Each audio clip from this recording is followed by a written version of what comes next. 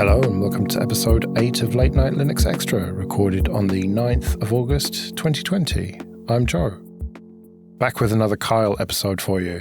Now the timing of this is all strange to me because we've recorded a bunch of stuff in advance to release throughout August so that I can have a bit of time off, essentially.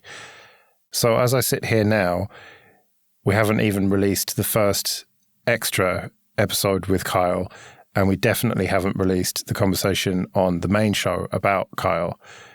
So he didn't have a chance to respond to what Phelim, Graham and Will and me said about him on the last episode of the main show. So maybe that'll happen next time. It's all getting very confusing. Let's not worry about that too much. Before we get started, I just want to say thank you everyone who's supporting us on PayPal and Patreon. It is really, really appreciated. And if you want to join the people supporting us, then go to latenightlinux.com/support. And if you want to get in contact, latenightlinux.com/contact. And let us know what you think about these conversations between me and Kyle. Should we keep doing them? I think we'll probably do at least one more. We'll have to see depending on time. But if you like it, then let us know and maybe I can throw some other distros at him and maybe you can suggest some. But I know that's a dangerous question because there'll be a million different distros suggested, but you can do it if you like. All right, well, let's not mess around anymore. Let's get straight on with it. Thanks for coming back then, man. Thanks. Now, I said if you come back, you've got to be on Xubuntu, and you are on Xubuntu. You installed it on your laptop, right? Yep, here we are. But we're not speaking through your laptop. You had to use your phone because of Pulse Audio issues. Yeah, because it also doesn't allow Firefox and Audacity to control my interface at the same time. Yeah, I don't know what you've done wrong there. We could have done some troubleshooting, but it was just easier for you to call me from your phone. I thought it would just be easier just to plug it in. Like a regular operating system would normally just plug something in and it would typically function as it's supposed to. Yeah, well, it does for me, but I don't know. Maybe you're doing it wrong. We'll have to troubleshoot that another time. So what do you think of Ubuntu so far then? It's worse than I remember, I got to tell you. Wow. How? What's wrong with it? Visually, it's nasty. I always go for dark mode. So the dark mode on here just looked way out of place. It felt like it was really half-assed. I know there's multiple different dark modes. I tried the different themes. Wasn't into it. Have you tried going to something like XFCElook.org? I don't even know if that's still going. You can get tons of GTK themes from there. No, I haven't. The thing is, I just want a good-looking theme right out of the box. Like I feel like that's something they should work on, and that you shouldn't have to seek out these files and change that. I don't know. But Windows doesn't look very good out of the box, does it? It doesn't tell you a dark toggle. I didn't know that was even a thing. Yeah, it's got a great dark mode now. The whole the file explorer is dark. All the settings are dark. It's looking good right now. So this laptop of yours, people are going to want to know what the specs of it are. It's got, a 960 GPU, and otherwise it's Intel CPU. Yeah, 960M and a Core i7 circa 2016. So it is Meltdown Inspector ready. Right. Okay. But otherwise, that should be fairly standard. Did you install the proprietary NVIDIA driver? Yeah, I just checked the install proprietary drivers on installation. So I was assuming Xubuntu would do that for me. Yeah, it should have done. Okay, cool.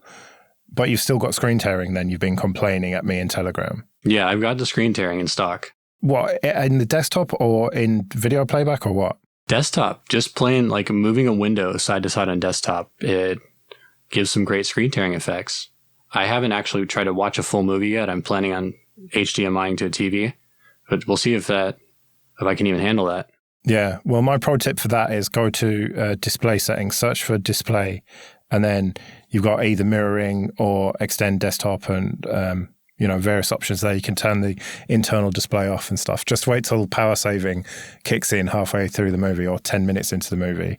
And then you'll try turning the screensaver off and make it so that Power Manager says, don't turn the screen off. And then it will just randomly turn off just to troll you. Yeah, I also need to find out how to turn off the keyboard lights or keep it awake when the lid is closed. I'm sure those are simple options, but I can't turn off the keyboard lights, so it's going to be pretty annoying. What, don't you have a function key for that? I don't think that works. without Windows. Oh, it's because you've got ridiculous RGB lights, haven't you? It's not just a standard backlight. Well, it's not RGB. The RGB doesn't work. It's just red, but it's like at the brightest setting. So what, does the RGB work in Windows, just not in Linux? I think so. I haven't even looked. I don't care about RGB. But you just want to turn it off? I just want them, like, at least dim. It's very bright. Yeah. All right, because the backlight on any of my laptops with a backlit keyboard, it's just got a toggle and 5 settings of different brightnesses. No, I don't have any of those capabilities. I can turn down the screen brightness to off, so that was cool when I turned it all the way down and I couldn't see anything at all. Yeah. Yeah, I've had that before where you don't have the keys, you don't have a function key for that. I don't know what distro, but I've definitely had it where you slide it down and it goes off and you're like, shit, like I don't know how to turn it back up again. Yeah, you can't do it. You got to reformat. So what about software installation? Well, what about the installation in the first place? That went pretty smoothly then, did it? I'm going to go with no. So my Windows machine froze on creating it with Rufus. So that was the start of this. I went to boot from USB once I had that created on the laptop. I couldn't get a GUI interface for actual installing. It hung on some sort of Bluetooth service, was shut down, and none of the alt keys or any of like the different workspace keys worked. So I actually rebooted, said, try the distro without installing. From there, the GUI worked, and I went to install. I deleted all partitions and hit next. It told me I needed to make an EFI partition, which I've never had to do. I feel like every other Linux setup has made that for me. So I had to go to Google, I had to go to Duck Search, find what EFI size I had to create, and then say next. Right. Yeah, that should do that automatically if you just say, give it the whole disk. Did you go for advanced partitioning or something? Yeah, I went for advanced because the drive was already kind of partitioned in a weird way. And I just thought the distro would be able to nuke it and start over. Well, if you hadn't gone to advanced and just said nuke it, delete and install or whatever, then it would have set all the EFI stuff up for you, I think. I was assuming that's what it would do, but I didn't want to take the risk of doing the full install and then find out that like half the drive was partitioned and I couldn't use that. Yeah, but it takes like 5 minutes to install. Like, I presume you've got an SSD in there. Yeah, it was fairly quick to install. But I tell you what, it's not fairly quick to do. Launch Audacity. It takes 1 to 2 minutes to open this program. No way. There's something wrong. I don't know what it is. Maybe this is just hardware that's aging. I don't know. Have you tried opening it from a terminal to see what the output is? I haven't tried that. Well, don't do it now because you're recording, but that's what I would do to try and debug it to see if it's giving me a load of weird messages, because it must be doing something in the background for a minute or two. Because Audacity is not exactly a heavy program. It should start within a few seconds if you've got a decent computer with a decent SSD in it. That's my experience so far with Audacity and SSD on other operating systems. Well, it's always slow to start. Yeah, every time I've launched it here, it's been slow. It's taken at least a minute. Weird. Yeah, I don't know. So maybe speaking of installing stuff, could I get some advice or clarification? So I had to snap install Spotify. Yeah. I could just apt-get VLC, the simple stuff.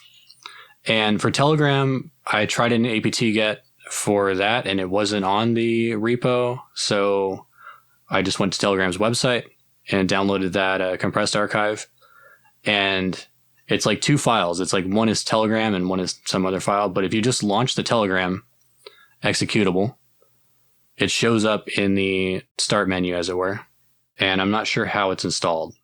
It's presumably a shell script. I don't know. I've just always snap installed Telegram, so I don't know. I generally just use web.telegram.org, to be honest, because I don't want to install stuff that I don't need to. And I've got it on my phone if there's any weird GIFs or whatever that don't load. So yeah, I don't know on that one. It must be a shell script that just installs it and puts it in your start menu and stuff. And that's where I'd like some more clarification or just some sort of guide that shows exactly how installations work on Linux. I know that snaps are isolated, but is something like Telegram, is that isolated from the system, or is that able to just run amok? Because on Windows, I can tell like it has a registry entry, it's installed, and I can firewall it if I want to firewall it. Well, with snaps, they have a thing called confinement, and there's different levels of confinement. One of them is classic confinement, which is no confinement. And some applications need that because they just need access to too much stuff, basically. Otherwise, they're just not going to work. And then you have up to strict confinement, which means that it can't really interact with anything else. And sometimes that confinement causes problems. Like when I was using Sosumi, which is a snap that Popey made of, it's an installer for macOS, basically. It pulls it down from Apple servers. It configures all the weird EFI stuff that you need and allows you to run macOS in a VM. It takes like hours to install, depending on your hardware. But I was trying to get USB pass-through working for that, and it just wouldn't work. And I think that is a confinement issue. So you can run into problems with niche ones like that. But with Telegram, generally speaking, they will have the most confinement that they can as long as it's still working. And there are ways, I'd have to read the documentation to see the confinement for each one. But you just have to look into that. There must be a command to show the info, and it'll show you what kind of confinement it's running. That's helpful. It just seems, I just wish there was easier documentation to find on like exactly how does this stuff work. The differences on installing things like Reaper, for instance, I was going to install that because Audacity was loading slowly. I was like, I'll just use Reaper. I know how to use that. And I know there's a Linux client available, which turns out is actually a beta, untested type of thing. Which my friend Drew uses professionally every day to edit podcasts, incidentally. I know that Reaper's good. I just don't have experience with it on Linux. And even down to like the strange install where you have to open a terminal and run the SH that they have to install it. I don't see why it can't just be like Telegram where you just, click to install, double click to open, that sort of thing. Well, you shouldn't really be installing stuff from outside repos. That's what a lot of people would say to you. It should all just be from the official repos, and then you're not going to have problems. I'm guessing Reaper is on a repo that I just wasn't aware of. Well, no, because it's proprietary software, so it can't be bundled. If they wanted to make a snap of it, say they could, but it can't just be in the standard repo. Like Ubuntu can't just take it and put it in there because it's proprietary. And I have a question about Firefox. So this comes pre-installed. How do you verify that? I mean, the browser is the main point of failure for as far as privacy and security. Yeah. With a pre-installed thing like Firefox, which is very important, how are you supposed to verify that it's actually safe and secure? Well, you're putting your trust in the distro maintainer, in this case, Canonical. You are saying that you trust them. Well, you're implying that you trust them by using it. By downloading and installing Ubuntu and using the Firefox that comes from the Ubuntu repos, you are saying to yourself, okay, I trust Canonical. And if you don't trust them, then don't use it. What would be the no trust distribution for Linux? Is such a thing even out there? I mean, is there real? I mean, are people like high level people like Snowden just building their own setup and not trusting anything? Well, you're starting to get into issues of reproducibility, reproducible builds, because there's this argument that goes, well, the source code is there and anyone in theory can verify it, but then I'm downloading a binary from the distribution. How do I know that that source code made that binary with nothing else, no shady shit slipped in at the last minute or whatever? And that's where reproducibility comes in. And so it's actually a very hard problem to solve, because when you build software, it automatically kind of adds stuff like timestamps and just the way the system that you compile it on, and there's a lot of complex shit basically that means that it's hard to make a binary that is the same. So say we both downloaded the source code and we followed the instructions for make install, configure, make install. It wouldn't necessarily spit out a like for like binary with the same hash. And so there are efforts to improve reproducibility in the Linux world. And now I think Debian has got, I can't remember the percentage of it, but a big chunk of their repo is reproducible now. And there are other distros aiming towards that, working towards reproducibility. But I think if you're going to just get binaries and not check them and stuff and not build them yourself and, do periodic checks or whatever, then you've really got to decide who you trust. Do you trust the Debian community, for example, or the Arch community, or Canonical, or Red Hat? Or you just have to put your faith in someone and put your trust in them. And Otherwise, you're getting into building your own OS. I mean, you could Gentoo, I suppose, to some extent, because that is a lot of downloading and compiling source code. But ain't nobody got time for that. So it sounds like just from a privacy security point of view, I mean, Windows, I would say I don't trust, but I'm aware of who it is behind it that I'm not trusting. With rando Linux distributions, it's maybe trust, but you have no idea if they're compromised unless you, I guess, know the team personally who works on it. Well, no, because there are checks and balances. And like I said last time we spoke, there's always someone trying to make a name for themselves. If you could prove that there was a backdoor or a security issue, even a minor one, in Ubuntu, you'd be famous. And there was a big backlash when they put the Amazon thing in. So they put, you know, when you, oh no, you probably don't know, Unity was what they used for a while before GNOME. And in the dash search or whatever, so the equivalent of the start menu, if you search for stuff, they were sending some of those queries off to Amazon to give you, results that would you buy shit and they'd get their kickback or whatever. And there was a massive, massive blowback against that. And so they stopped doing it. And so there's always people watching it and looking for it. And that's, you kind of trust in the company who makes it or the community who makes it, but you're also trusting the wider community of cynical bastards who want to find things that are wrong with it and make a name for themselves. So it just seems like there's not as big of a community who's interested in a very smooth UI, or at least what I would say is a smooth UI, because I don't think the XFCE is that. Well, no, XFCE, I sort of told you to use that to troll you a bit because it's very old-fashioned. It hasn't really moved with the times. And that's what I love about it, that it hasn't moved with the times. It is a traditional paradigm. But I feel like it's old-fashioned to a fault. Like I was dragging from a USB drive, sending it to, I don't know, downloads, movies, whatever. But if I had a folder, a subfolder there, if you drag over that, it doesn't expand to show the subfolder like Windows or any modern operating system. And I just felt like there's no reason for them not to have this feature. Why is it like this?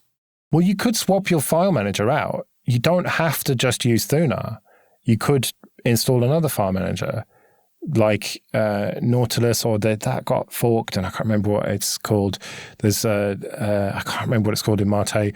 Or you could even install Dolphin if you wanted and run that. I mean, it'd be a bit of a weird mixture of oil and water or something because things wouldn't look quite right. But you can configure XFCE however you want. You can add a dock if you want, like a macOS style dock. I know you wouldn't want to do that, but you can change it and make it exactly what you want it to be. It's pretty configurable. It's not as configurable as the Plasma desktop from KDE, but it is nevertheless pretty configurable.